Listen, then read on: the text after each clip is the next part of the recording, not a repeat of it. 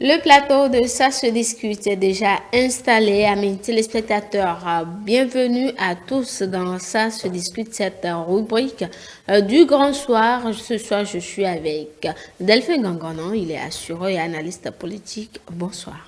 Bonsoir Derek, bonsoir à toutes et à tous. Cécile Tonoukoun, administrateur culturel. Bonsoir. Bonsoir Derek, bonsoir chers téléspectateurs. Et puis Julio Tometsi, juriste. Bonsoir. Bonsoir au plateau. Ces dernières semaines, les acteurs politiques nous ont livré des balais de démission et d'adhésion entre plusieurs partis.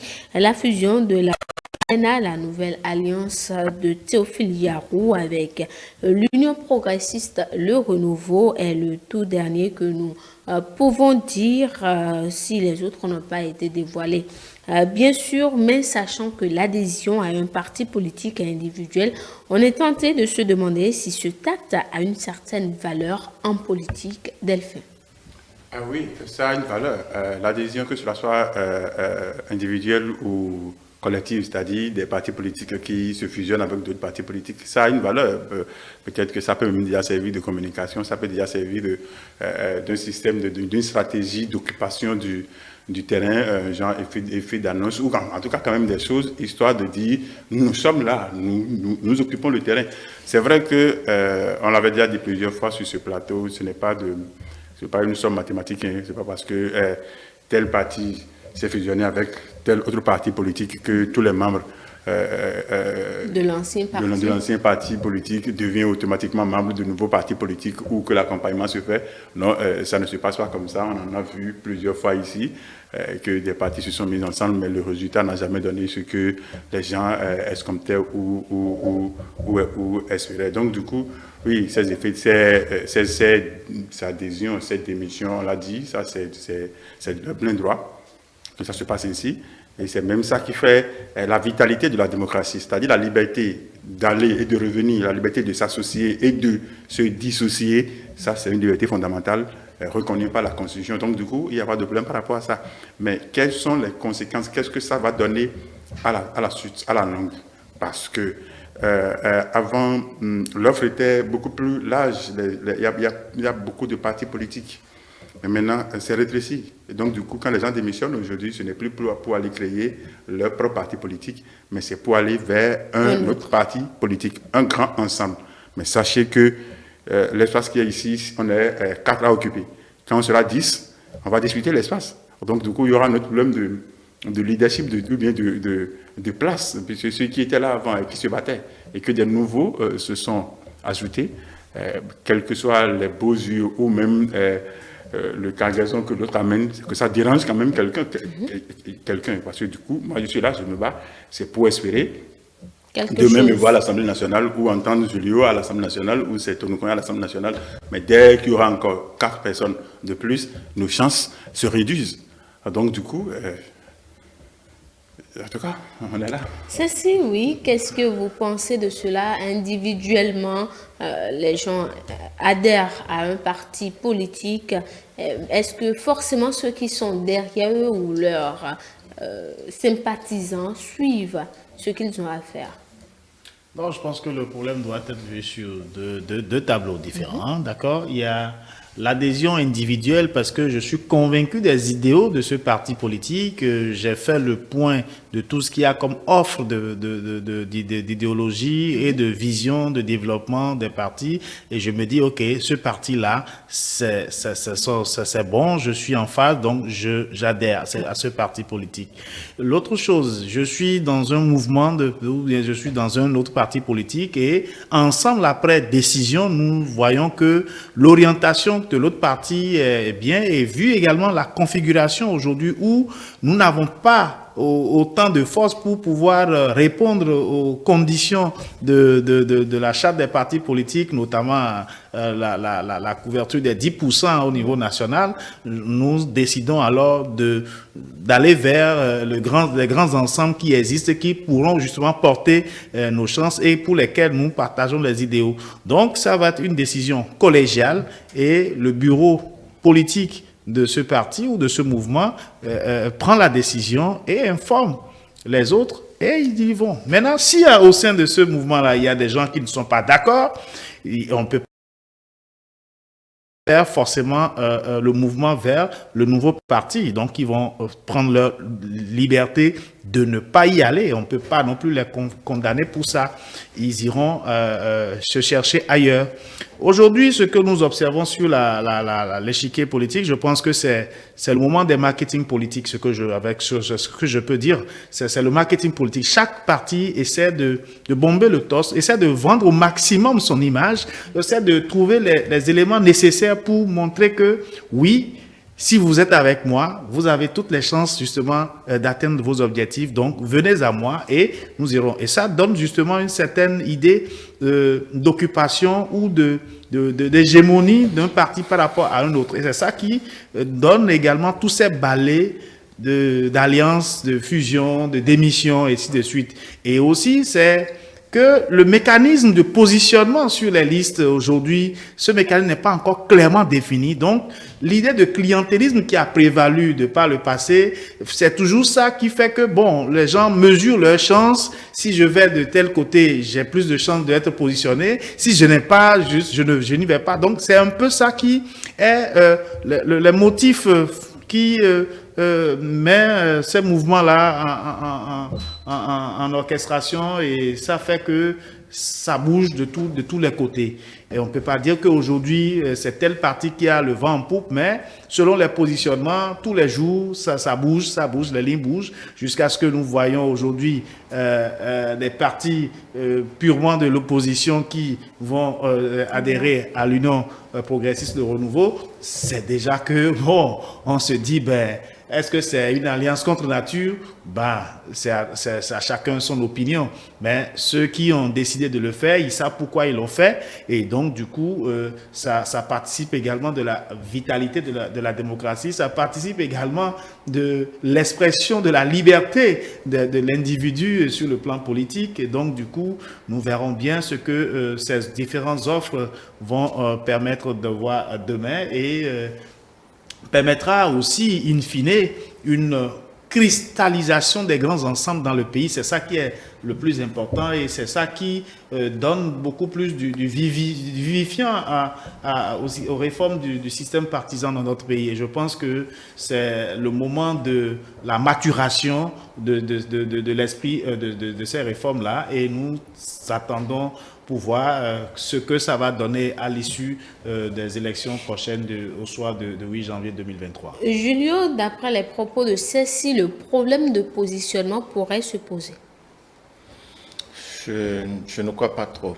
Je ne crois pas trop pour deux raisons. Je m'appuie d'abord, d'une part, sur l'un des propos du premier responsable d'un des partis politiques qui accueille ou qui est bénéficiaire aujourd'hui de beaucoup d'adhésions, qui disait que dans la vie, ce ne sont pas les positions qui comptent toujours, mais que ce sont les objectifs. Et en termes de position, je pense qu'aujourd'hui, comme vous l'avez dit, le paysage politique commande que l'on ne peut plus rester en autarcie, l'on ne peut plus rester petit parti politique, parce que, en fait, l'éternel, dague de 10% est là. C'est pourquoi ça veut dire qu'aujourd'hui, pour continuer à demeurer acteur politique, il faut aller à des élections, il faut lever des sièges. Parce que ça ne sert à rien de se proclamer parti politique, de dire qu'on a des militants.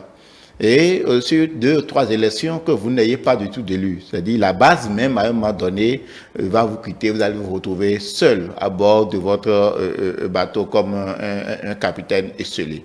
Donc, le premier objectif pour moi, ce n'est pas forcément d'aller aux élections soi-même, mais de se voir en fait que l'on a pu participer.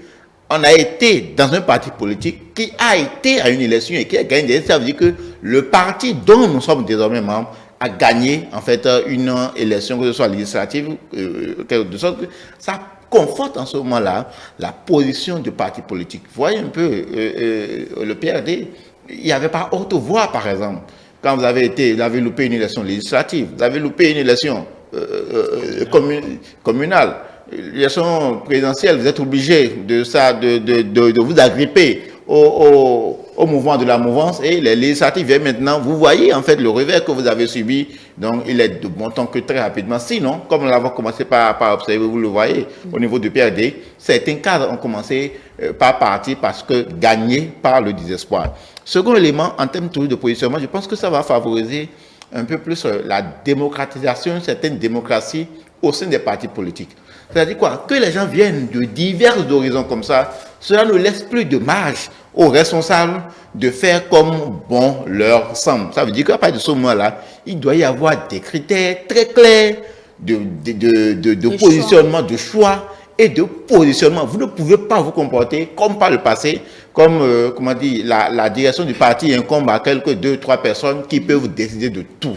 Aujourd'hui, je ne pense plus que lorsqu'il y a des mouvements d'ensemble comme ça, que ces désidérata-là puissent passer. Donc, ça veut dire que des mécanismes de sélection, de choix et de sélection doivent être clairs et les uns les autres, de sorte que les uns les autres vont y passer. De sorte que quand la liste sortira, ce n'est pas sûr qu'il y ait des écueils, ce n'est pas sûr que les gens vont se lever pour dire il y a ici, il y a ça. Et ce qui est aussi intéressant d'observer, c'est-à-dire ces mouvements que nous observons par le passé, c'était généralement au lendemain des élections. C'est-à-dire quoi? On a fait de positionner parce que je n'ai pas vu mon nom positionné, au lendemain des élections, je quitte le parti, je vais créer mon parti ou bien je vais ailleurs. Mais aujourd'hui, c'est bien avant les élections. C'est-à-dire qu'en fait, la donne a quelque peu changé. Ce qui fait que, qu'est-ce que vous soyez content ou pas, au lendemain des élections, il ne soit pas facile pour les uns et les autres, ou bien pour dire, parce que je n'ai pas été positionné, je vais quitter le parti politique pour créer un autre, ou bien pour aller un autre. L'individu va se décrédibiliser lui-même, d'accord, au sein de l'opinion politique. Et donc, ça va conforter, en fait, aujourd'hui, les positions que nous avons. Non, je ne pense pas, comme vous l'avez dit, que les positionnements vont créer des problèmes. Non, il y aura des mécanismes plus clairs de positionnement qui, quel que soit ce qui va se passer, il y aurait moins de grincement de dents que par le passé parce qu'on se serait entendu sur le principe. Delphin, positionnement hausse dans la gauche des partis politiques. Il y a Julio qui dit non. Vous partagez cet avis? Il dit non au départ, mais sa chute prouve quand même qu'il y aura des grincements dedans. Ça veut dire que la conclusion, c'est qu'il reconnaît qu'il y aura quand même quelque chose de pas tellement trop catholique, aussi limpide que ça, malgré qu'il y ait des critères bien définis d'une manière ou d'une autre. À la fin, dans sa chute, il a dit il y aura de grincement. Donc il y aura du grincement. Oui, pour le dire, c'est vrai que quand les rythmes d'un tam-tam changent, il faut que les parts de danse changent. Parce que l'environnement, il y a 10 ans, ce n'est pas ça actuellement. La réforme du système partisan a défini quand même un cadre qui peut respecter, ce qui fait qu'aujourd'hui, les démissions que nous avons, il y a plusieurs types de démissions, un peu comme M. Tonoukon l'a dit. Il y a des partis politiques, et Julie aussi l'a si bien dit, il y a des partis politiques qui se sentant déjà en difficulté, ou se dit déjà sur le terrain, les exigences aujourd'hui, nous ne pouvons pas, les conditions aujourd'hui, nous ne pouvons pas les remplir. Donc du coup, mieux vaut ne pas verser sa figure. Donc, du coup, il vaut mieux sauver les meubles, aller vers un autre parti politique, histoire de faire un truc d'ensemble et puis récupérer au moins un minimum que de tout perdre. Il y a d'abord ce mouvement qui se trouve, vous allez voir, on a parlé de PRD, on a parlé de LNA, on a parlé de notre parti politique de Koti. Oui, voilà, et il y a encore, c'est sûr qu'il y a encore d'adhésion. Ça reste encore, il n'y a rien à faire. On en aura encore. À part ça, il y a des démissions qui se font par suivisme.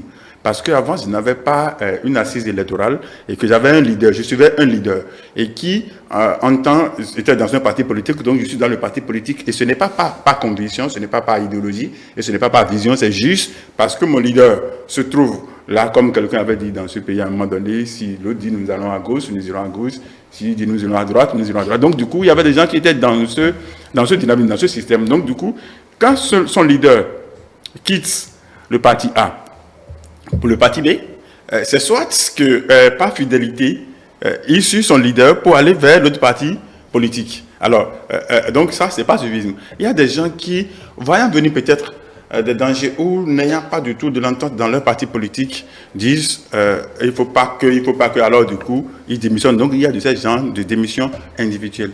Mais ce que je dis, il faut que des critères soient définis, mais quel que soit le critère défini, du moment où, avant, nous avons près de 200 partis politiques et que les gens ont la liberté de naviguer dans les partis politiques. on avait la possibilité de créer des partis politiques même à la veille des élections. Et que ce n'est plus ça. Ça veut dire quoi? Quel que soit le critère qui sera défini, je suppose que avant j'avais 10 personnes et je dis je veux des gens qui n'ont que des cheveux blancs. Dans les 10 personnes, je peut-être deux personnes. Parce que le critère c'est avoir des cheveux blancs. J'aurai 2 personnes. Mais quand j'ai 1000 personnes et le critère est d'avoir des cheveux blancs, j'aurai près de 10 cheveux blancs. Donc j'ai besoin juste d'un cheveu blanc. Donc il faut pousser les critères jusqu'à retrouver. Et même quand on pousse les critères, il y aura des gens qui vont toujours remplir ces critères. Et à un moment donné, il faut faire un choix. C'est vrai que, est-ce que tous ceux qui démissionnent et qui vont dans les partis politiques aujourd'hui, est-ce que c'est pour se positionner pour les élections qui viennent? Peut-être non. Et non seulement ça, quand on parle encore de positionnement, le positionnement, ce n'est pas qu'être positionné sur une liste. Parce que il y a des gens qui seront peut-être d'ici peu directeurs de quelque chose ou secrétaires de quelque chose. C'est aussi un positionnement. Parce que la capacité d'un parti politique, c'est savoir positionner ses militants, c'est savoir positionner ses membres. Et positionner, ce n'est pas que pour les élections. Il est vrai que pour le moment, c'est pour les élections qui sont en vue. Est-ce que tous ceux qui vont vers les partis politiques, ils vont pour aller aux élections? Si c'est ça, parce que les élections qui viennent, c'est 109 titulaires et 109 suppléants. Donc, ça fait, je crois, 218. Or, il y a des partis politiques où, déjà, le bureau politique, je crois, c'est autour de 121. C'est déjà autour de 121. Mais il y a des adhésions qui se font, il y a des fusions qui se font, donc il y a de nouveaux cadres qui arrivent à chaque fois. Donc, du coup, s'il faut choisir, à moins que le critère, et c'est pour ça que moi je dis, est-ce que tous ceux qui vont pour être positionnés sur une liste, si c'est qui vont pour être positionnés sur une liste, ça, ce n'est pas un petit os, mais c'est un gros qui se trouve dans la gorge des hommes. Mais si ce n'est pas pour être positionné sur une liste, ce n'est pas pour aller aux élections. Parce que les élections de 2023 définissent les élections de 2026. Ce sont les députés élus en 2023 qui vont parrainer les candidats en 2026 pour ça. Donc, 2026 se joue ici et maintenant. Donc, du coup, s'ils vont pour chercher leur place dans ça, ou c'est pour contribuer, comme Julio l'a dit, à la réalisation, à l'atteinte d'un objectif. Certes, le chef du parti politique a dit, lui, ce qu'il a comme objectif, ce qu'il a comme désir. Mais même des jumeaux n'ont pas la même vision, n'ont pas la même compréhension des choses. Donc, du coup, lui peut avoir... C'est une philosophie de plus en plus partagée au sein du parti, il faut le dire. Je refuse pas, mais tu as dit partager, mais tu n'as pas dit que c'est accepté totalement, que c'est comme ça. Donc, du coup, c'est sûr, du moment où il y a une seule voix opposante, c'est qu'il y a déjà quand même une opposition. Et il y a des gens qui peuvent ne pas montrer leur opposition. Tout le monde ne montre pas sa douleur. Il y a des eaux qui sont tellement calmes et qui sont plus dangereuses que les eaux bouillantes. Donc, ce que vous dites, c'est quoi? Si l'objectif est d'aller sur une liste, c'est que c'est difficile. Mais si l'objectif est de contribuer, ce serait... On peut gérer. Et les critères, on peut définir des critères. Je suppose que les maires qui sont là, les élus locaux, les élus communaux qui sont là jusqu'en 2026. Eux, ils ont déjà la garantie, à moins qu'ils ne soient destitués ou qu'ils ne soient envoyés sur un autre front. Mais sinon, eux, ils sont déjà garantis. Si le critère, c'est de dire, tous ceux qui ont été déjà maires, tous ceux qui sont maires là, non, vous n'allez pas déranger les autres, vous êtes déjà calés. Propre parti, c'est ça, propre parti. Donc, c'est pour ça qu'on prend des partis individuellement. Et c'est pour ça que la difficulté va varier d'un parti à un autre. Un parti qui est au pouvoir, qui a des militants, qui a des élus, peut-être que ce serait difficile s'il définit un genre de critères pour dire non, tous les élus qui sont déjà là, vous n'allez pas vous positionner. Je prends un cas, je ne sais pas s'il est vrai que ce n'est pas encore dit totalement comme ça, où on dit dans la Constitution, un député qui a déjà fait 2 mandats ou 3 mandats ne va plus remplir. Donc si il est vrai que ce n'est pas encore ça maintenant. Je prends un exemple comme ça. Si c'est ça, ça veut dire que dans le lot, il y aura des gens qui seront déjà écartés. Donc du coup, là, c'est que le champ se réduit. Et si on passe comme ça, on définit de ces genres de critères, la sélection sera beaucoup plus facile. Mais toujours est-il qu'il y aura des difficultés parce qu'il y a des gens, il y a des jeunes qui ont envie, qui remplissent les conditions et qui ont envie d'être positionnés. Il y a des vieux qui ne veulent pas lâcher. Et donc, du coup, faire l'arbitrage d'une manière ou d'une autre, ce serait difficile. De difficultés, c'est Oui, tout choix appelle à une renonciation. Donc, c'est clair que ça ne va pas être un exercice facile pour les dirigeants de ces partis politiques, à moins qu'en leur sein, ils puissent établir des mécanismes démocratiques de désignation qui est connu de tous, et à l'unanimité, les choix se font. Et donc, du coup, à partir de ce moment-là, on sait que ce n'est pas un groupe d'individus qui a fait le choix au nom du parti, mais ça a été un choix démocratique au sein du parti. Vous voulez qu'un autre vote se fasse au sein des partis, c'est ça? Mais pourquoi pas? Pas ces conditions. Pas ces conditions. Mais pourquoi pas? Sous d'autres cieux, il y a ces modes de désignation et c'est celui qui sort qui est positionné pour partir. Donc, je pense que je n'invente rien ici. Je pense que ça a été fait ailleurs et ça a été une tradition même ailleurs où pour te retrouver sur une liste, il faut que à la base, tu sois désigné comme tel et que justement les militants reconnaissent ton leadership, reconnaissent ta capacité de les représenter. Et à partir de ce moment-là, tu es coopté pour pouvoir agir en leur nom au sein d'une assemblée, que ce soit une assemblée régionale ou une assemblée nationale. Ça se passe sous d'autres cieux. Donc, que ces choses-là se produisent chez nous ici, je pense que ça ne fait que de l'avancée dans le choix et le mode de gestion des partis politiques dans notre pays. Donc, du coup, quel que soit Alpha, il y aura forcément un mix aujourd'hui à l'heure où nous sommes, puisque nous n'avons pas encore cette tradition et que c'est quelque chose qui va pouvoir s'imposer progressivement, il y aura forcément des mix de choix qui vont pouvoir se faire au sein de ces partis politiques pour désigner les futurs candidats sur la liste des législatives de 2023. Ça, c'est clair. Et ça va appeler des grincements de dents, mais toujours est-il que, à la lumière de ce que Julio a dit, tous ceux qui sont militants ne peuvent pas non plus aller à l'Assemblée nationale. Donc, chacun est là pour défendre des idéaux, chacun est là pour des missions précises. Donc, du coup, ceux qui sont reconnus ou ceux qui sont désignés ou qui seront désignés pour aller siéger à l'Assemblée nationale, c'est eux-là qui vont partir. Donc, du coup, il y aura forcément des conciliabules, il y aura forcément des échanges avec les divers militants pour pouvoir procéder à ces choix-là pour avoir une liste définitivement consensuelle pour la bataille électorale de 2023. Julio, face à ces adhésions et démissions, la question qui vient à l'esprit est de savoir si nos hommes politiques ont des convictions ou une autre question.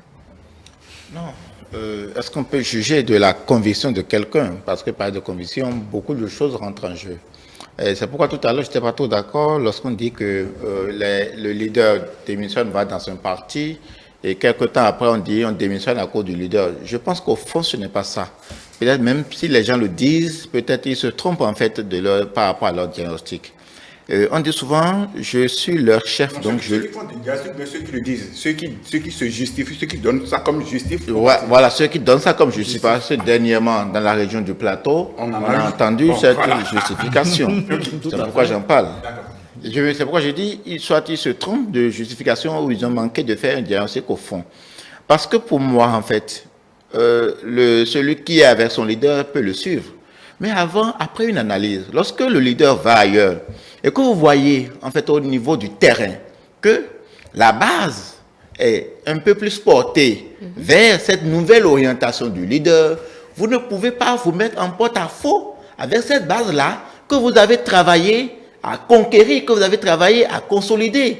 Donc, pour quand même sauver, rationaliser tout ce que vous avez fait par le passé, il vaut mieux aller dans la même direction que de commencer par faire un travail à zéro maintenant pour vous contredire à 3 mois d'une échéance électorale. Ça peut être grave, en fait, pour ces acteurs même. Donc, c'est pourquoi je dis, moi, je comprends, je comprends, je ne juge pas. De sorte que parler de conviction, en fait, c'est quoi? Qu'est-ce que la base, l'électorat béninois, qu'est-ce que l'électorat béninois suit?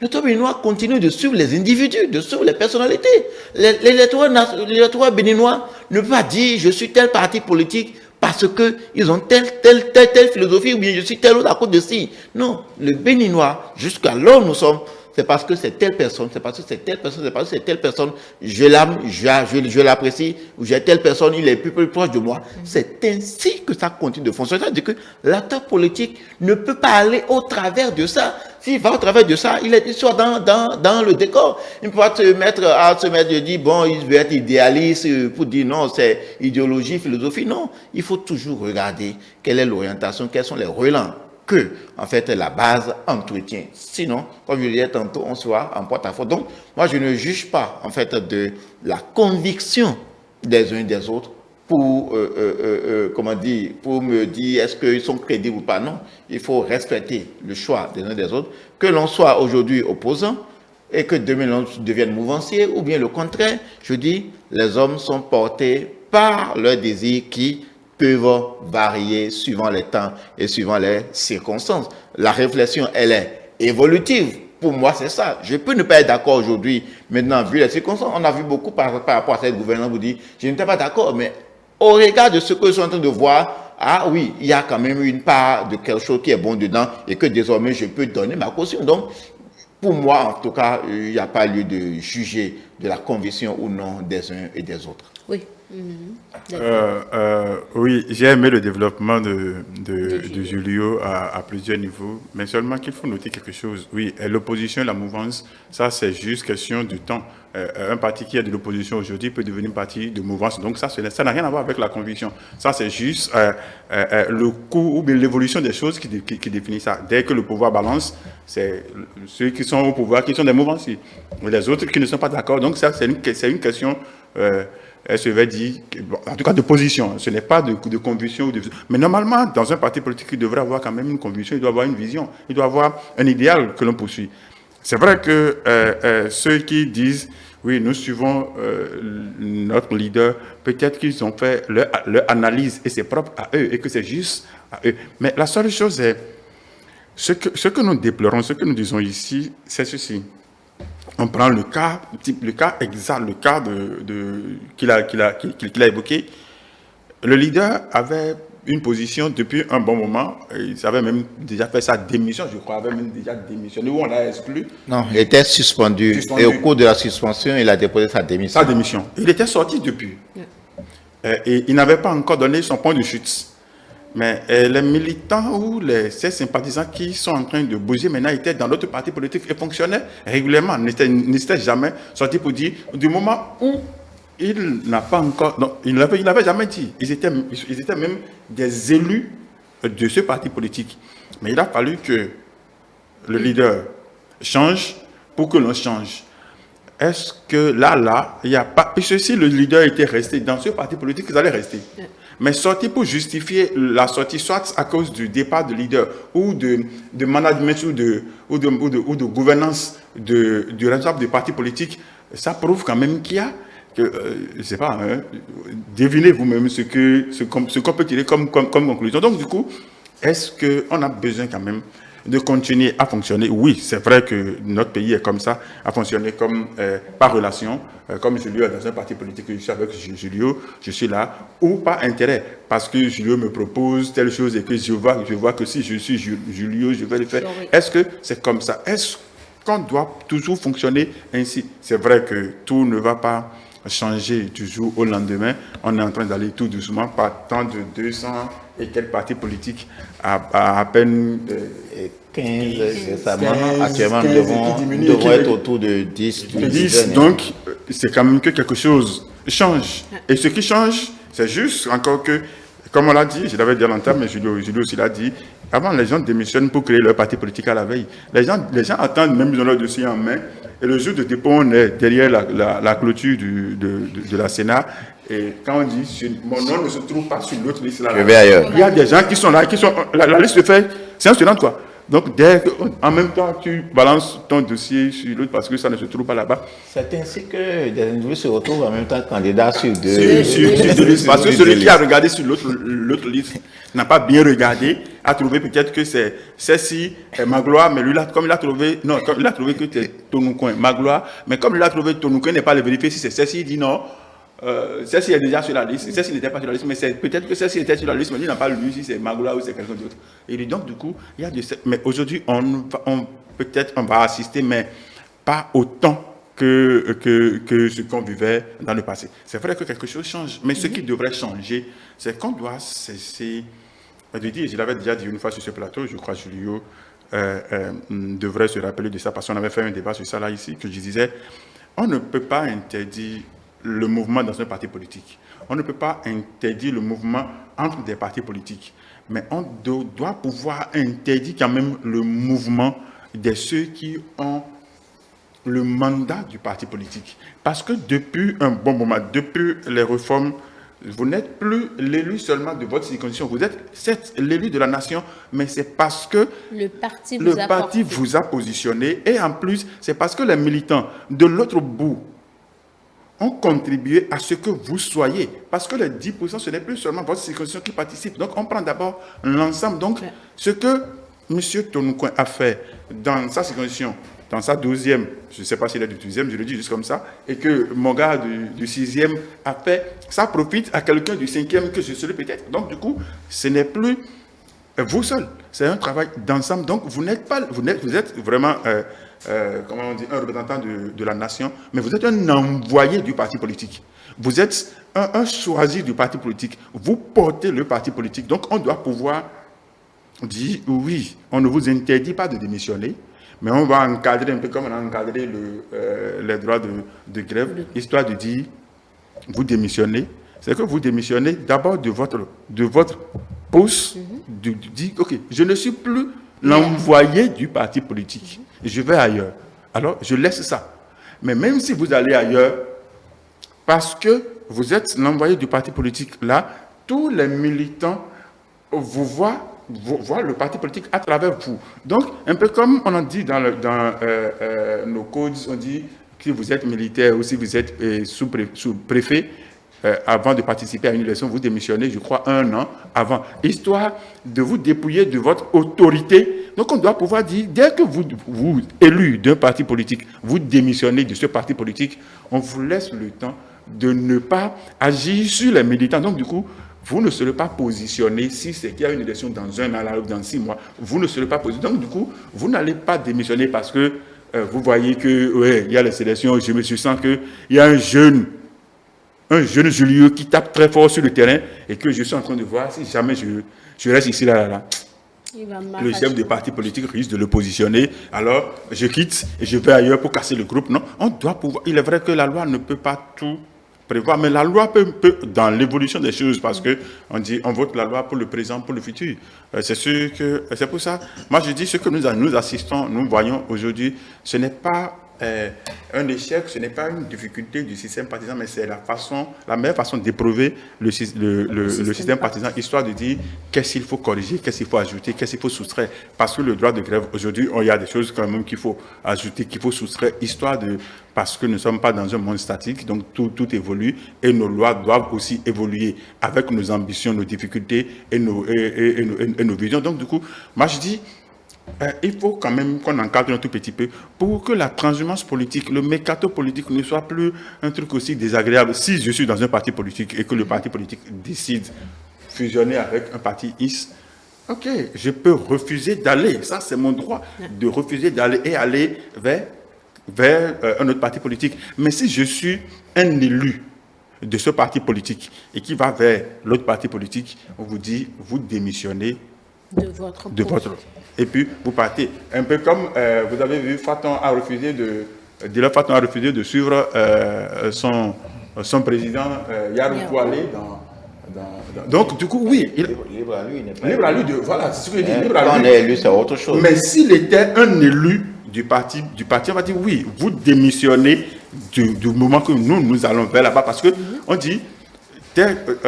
L'article 13 de la loi sur le financement dit, dès que vous fusionnez, c'est que ce que vous gagnez, ce que vous avez comme gain, profite au nouveau parti politique, au parti qu'on a fait. Donc, du coup, si vous n'êtes plus de mon parti politique, vous n'allez plus répondre en tant qu'élu de ce parti politique au niveau de l'Assemblée ou au niveau du conseil communal. Non, vous n'êtes plus de nous. Donc, du moment que vous n'êtes plus de nous, vous ne portez plus. Vous divorcez alors, vous divorcez. Vous n'avez plus le nom de famille de... On va écouter rapidement Julio sur... Oui, avant de faire un tour de table. Oui, deux petites choses sur la question de la démission. Je pense que la démission est la chose la plus libre qui soit. Et on ne peut pas enchaîner les gens dans un lien, et surtout lorsqu'on parle d'élus. Il y a une disposition de la Constitution, notamment sur le pouvoir législatif, qui dit « Tout mandat impératif est nul. À partir du moment où vous êtes élu de la nation ou de la collectivité. Vous n'êtes plus élu du parti politique. C'est vrai que c'est le parti politique qui vous a positionné, que vous avez tout. Mais à partir du moment où vous devenez un élu, je prends le cas d'un élu parlementaire, vous devenez élu. Même, vous n'êtes même plus élu de votre circonscription, vous n'êtes plus élu de votre parti politique, mais vous êtes un élu de la nation. C'est la nation qui vous a élu. Même chose au niveau des collectivités. C'est pourquoi même justement, la loi a tellement si bien fait les choses, dans le code électoral, notamment dans sa version interprétée, vous savez, les partis politiques, lorsqu'ils sont majoritaires, ils désignent les maires, d'accord? Mais ils n'ont pas le pouvoir de procéder à leur révocation. Pour procéder à leur révocation, il faut une certaine majorité du Conseil s'il continue de bénéficier ou pas, par exemple, de la confiance de son parti politique.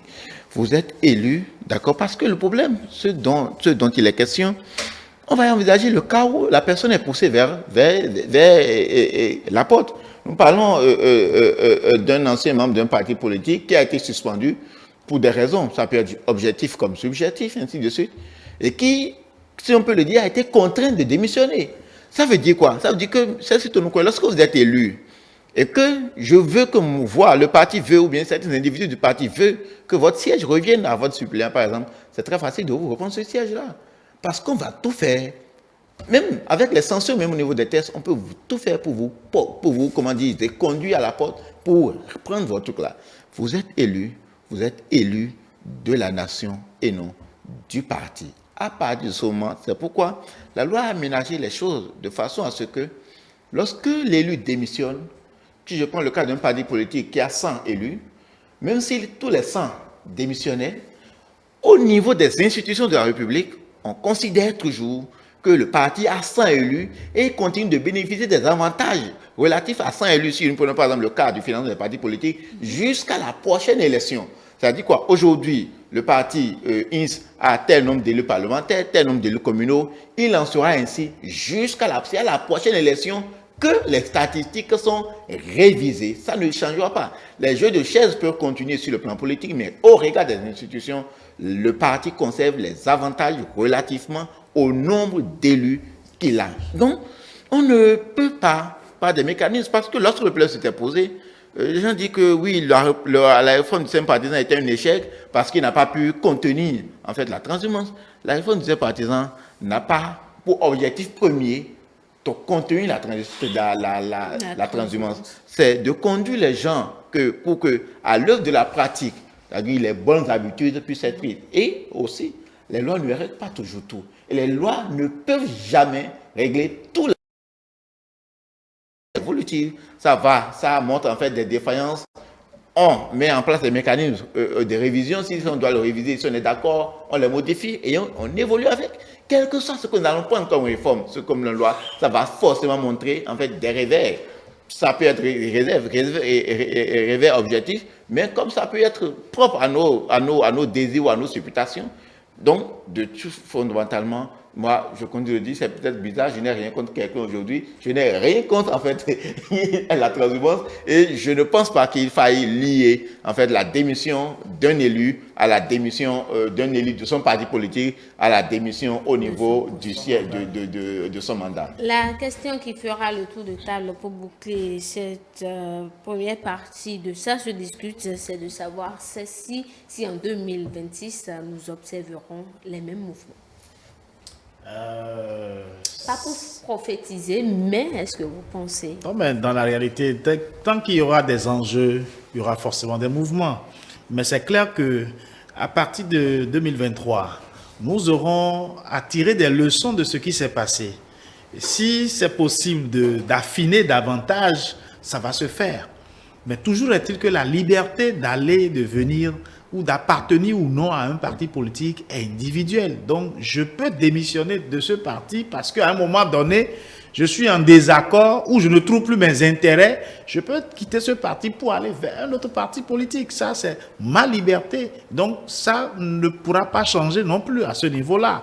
Donc, du coup, les questions d'intérêt, les questions de relations, les questions de réseautage, les questions je ne parlerai pas de conviction, mais les questions de gestion des intérêts vont forcément, si cela ne profite pas à X ou à Y, vont amener forcément des individus à quitter le navire ou à réembarquer ailleurs. Ça, je pense que c'est naturel et ça va pouvoir continuer jusqu'à ce que nous puissions arriver à une certaine tradition de fidélisation des partis politiques dans notre pays. Ça, c'est clair, parce que ça ne peut pas être décrété du jour au lendemain. Et c'est cela, justement, qui permet justement de bien éprouver les réformes du système partisan qui est actuellement en cours. Julio. Oui, je parlais de l'épreuve. Oui, il faut éprouver pour bonifier. Absolument. Et c'est ce qui est en train de se passer. Je vais ajouter une chose à quelque chose que je disais tantôt. En prenant le même exemple, bon, nous, tout le monde sait de quoi nous parlons. Nous parlons dans le plateau du ministre Abimbola par rapport à la démission. Vous savez, si on met des mécanismes pour empêcher la liberté des gens d'aller et de venir, de démissionner ou de ne pas démissionner, on va créer un autre problème au sein des partis politiques.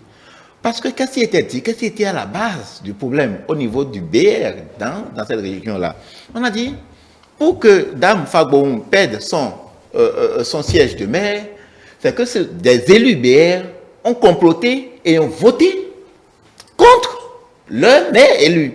Ça veut dire quoi? Lorsque l'individu n'est plus d'accord avec vous, c'est mieux pour lui, pour vous, qu'il parte, que de rester à l'intérieur parce que contraint par des impératifs législatifs, qu'il reste avec vous, mais qu'il soit un obstacle pour le parti politique. Parce qu'on ne peut pas concevoir que des élus votent par rapport contre leur parti politique ou bien contre le maire issu de leur parti politique. Ça veut dire qu'il y a un problème. Ça veut dire qu'à un moment donné, les gens n'auront pas eu la liberté de s'exprimer s'ils ne sont pas d'accord, de partir ou de ne pas partir. Donc, je continue de croire qu'il n'y a pas lieu pour éviter les questions de transhumance, de contenir par des dispositions législatives, de contenir en fait des élus dans un certain inconfort. Oui, Delphine. Je pense et je dois préciser, personne sur ce plateau ne mérite pour qu'on interdise l'adhésion, la démission. Et je l'avais dit plusieurs fois, ça c'est la liberté, c'est même ça qui fait l'essence, qui fait même la vie de la démocratie. Mais ce que je dis, c'est par rapport aux élus. Je ne suis pas du tout d'accord avec Julio sur des aspects. Le jeu politique ne se fait pas seulement sur le financement ou quoi, non. Pourquoi on cherche à avoir la majorité à l'Assemblée nationale? C'est pour pouvoir faire passer les lois et accompagner le gouvernement dans l'exercice de sa vision. Mais ce que Julio oublie, et il n'a pas vu ça déjà maintenant, mais je vais le lui dire, il va commencer par réfléchir sur ça, il va voir. Vous allez à l'Assemblée nationale, vous avez une majorité pas tellement trop stable, ou vous avez même une majorité stable. Les gens commencent par démissionner et ils vont rejoindre le camp adverse.